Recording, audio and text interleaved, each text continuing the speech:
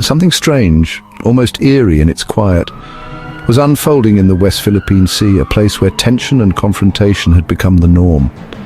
For years, this vast expanse of water was a chessboard of power, with Chinese vessels swarming around tiny Philippine boats, creating a constant, dangerous standoff that felt like it could erupt at any moment. The sight of massive Chinese Coast Guard ships looming over small Filipino fishing boats became a daily reality. A symbol of intimidation and dominance. The rumble of engines, the sudden blast of water cannons, and the relentless blaring of horns echoed across the waves, an unending soundtrack of fear and defiance. But then, almost overnight, the noise faded. The menacing presence thinned out, leaving behind an uneasy silence that felt both unfamiliar and suspicious.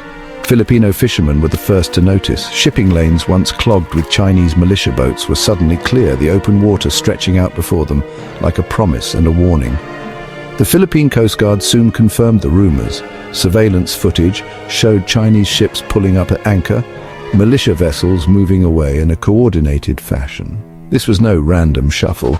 It was a calculated withdrawal, a move that suggested strategy rather than retreat. For years, China's approach was overwhelming presence, flooding the area with ships, using aggressive tactics to assert control and keep rivals at bay. Every Filipino resupply mission to the BRP Sierra Madre was a high-stakes drama, watched by the world and shadowed by the threat of escalation. So to see the Chinese ships pull back even slightly was like watching a storm suddenly run out of rain, leaving behind a charged, expectant calm. Why now? What could possibly make the Dragon retreat, even for a moment, from waters it had claimed so aggressively? This wasn't a gesture of goodwill. The tensions were still too high. The distrust too deep for such a simple explanation. Something had fundamentally changed the equation, shifting the balance in a way that was both subtle and profound. The Philippines, long seen as the underdog in this maritime struggle, had clearly done something to make Beijing reconsider its next move. The sudden stillness wasn't peace. It was a sign that a new, high-stakes game had begun, with new risks and new possibilities. The old rules no longer applied. The playbook had changed, and everyone was scrambling to understand the new script. The world was watching, holding its breath as the next chapter in this maritime drama began to unfold. What did the Philippines have up its sleeve, and how would China respond to this unexpected move? To grasp the significance of this retreat, you need to know what came before. The West Philippine Sea was China's playground for bullying. The Chinese Coast Guard and Maritime Militia blocked, swarmed, and harassed Philippine vessels with impunity. They rammed boats, blasted water cannons, and even used military-grade lasers to blind crews. Every resupply mission to the BRP Sierra Madre was a gauntlet of aggression. China ignored international law, aiming to make Philippine governance impossible. The goal: wear Manila down, force acceptance of Chinese dominance. For a while, it seemed to work. David versus Goliath, with the world watching. Filipino sailors and fishermen faced daily danger, yet kept going. China underestimated the resilience of the Filipino people. Instead of breaking their will, they forged it into steel. The harassment campaign backfired, uniting the nation. For years, the Philippines seemed stuck, protesting, documenting, but rarely changing the story. The world watched as the same cycle repeated: diplomatic notes, press statements, and frustrated officials. It felt like a stalemate with little hope for a breakthrough. China counted on predictability and passivity. Confident that the Philippines would avoid escalation, Beijing pushed boundaries, expecting little resistance. But then the Philippines pivoted.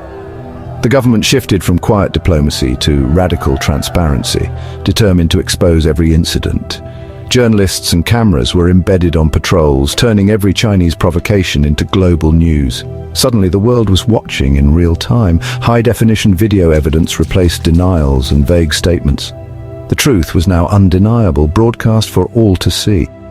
The world saw the bullying firsthand.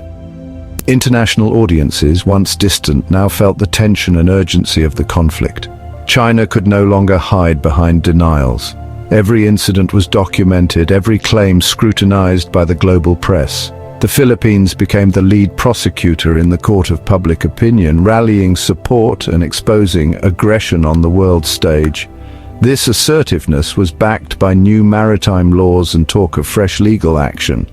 The country was no longer just reacting, it was setting the agenda. The government gave its Coast Guard and Navy stronger legal footing, empowering them to act decisively and with confidence. The Philippines found its voice and sharpened its claws. It was no longer content to be sidelined or silenced. No longer the predictable underdog, it was now a nation ready to stand its ground. The narrative had changed, and so had the stakes. The underdog had woken up, the world was watching, and the Philippines was determined to be heard. And it was ready for a fight, no longer just to defend its waters, but to shape its own destiny. The new strategy wasn't just louder, it was smarter. The Philippines invested in advanced surveillance drones, providing real-time intelligence over the West Philippine Sea. Anti-jamming tech kept these eyes in the sky operational, even against Chinese interference. With persistent surveillance, the Philippines could track Chinese movements and anticipate maneuvers. The Navy and Coast Guard grew bolder, conducting assertive patrols and challenging blockades. Drone footage fueled the transparency campaign, emboldening further action. The result, a virtuous cycle of assertiveness and evidence. The Philippines was no longer just telling the world, it was showing them. It was a masterclass in asymmetric strategy.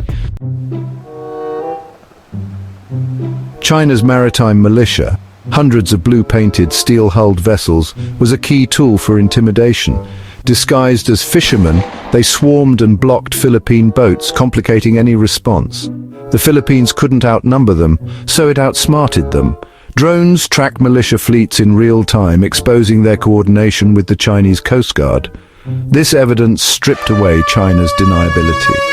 The world saw the little blue men for what they were, soldiers in disguise. The Coast Guard and Navy changed tactics, deploying in coordinated groups and unpredictable patterns. They shadowed militia boats, flipping the script. The militia could no longer dictate the terms. Filipino forces set the tempo, forcing China's proxies onto the defensive. The days of unchallenged dominance were over. The Philippines was now in control of the narrative and the sea.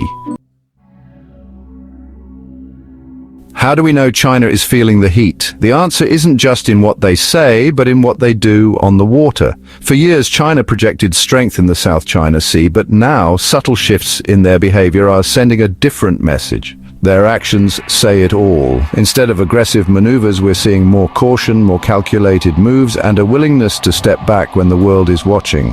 On June 3, 2025, Philippine drone footage captured a rare sight: Chinese ships near Thatu Island pulling back in an organized, tactical withdrawal. This wasn't a chaotic retreat, but a deliberate, coordinated move, one that signaled a new approach. Analysts worldwide took notice. China was recalibrating in real time. The change wasn't isolated. It was part of a broader pattern, noticed by governments and experts alike. After a brutal clash in June 2024, a quiet agreement led to 5 incident-free resupply missions to Ayungin Shoal. For the first time in years, Philippine supply boats made their journeys without harassment, escorted by patrol ships but unchallenged. Years of water cannons and ramming replaced by de-escalation. The tense standoffs and dangerous encounters that once defined the region have given way to a fragile calm. Global condemnation, fueled by transparency and real-time reporting, raised the political cost for China. International pressure has made it harder for Beijing to act with impunity. China's official statements remain blustery, but their actions are defensive. They're reacting, not dictating. The shift is subtle, but unmistakable to those watching closely. Foreign experts see China rethinking its playbook. The old tactics aren't working as they once did, and Beijing is being forced to adapt. The Philippines' assertiveness, backed by allies like the United States and other regional partners, has changed the stakes. Joint exercises and visible cooperation have sent a clear message. China's goal was to win without fighting, but Manila refuses to be intimidated. The resolve of the Philippines has become a new variable Beijing must consider. The evidence is clear. China is stepping back, at least for now. The waters near contested islands are quieter, and the world is watching every move. The balance of power is shifting, and for the first time in years, China is being forced to play defense in the South China Sea. The Philippines isn't standing alone. Its alliances have never been stronger. The US-Philippines Enhanced Defense Cooperation Agreement is in high gear, with American troops and equipment on the ground. Joint drills with the US, Japan and Australia send a clear message: aggression will be met with unity. Military modernization is underway. Japan provides radar, India delivers BrahMos missiles, and the US deploys Typhoon missile systems. The balance of power is shifting, not just militarily, but economically. The Luzon Economic Corridor, backed by the US and Japan, boosts Philippine resilience. The world is turning against China's behavior. The Philippines has reframed the conflict. It's not just Manila versus Beijing, but China versus international law. And this time, the Philippines is not fighting alone. The shield of alliances is real, and it's working.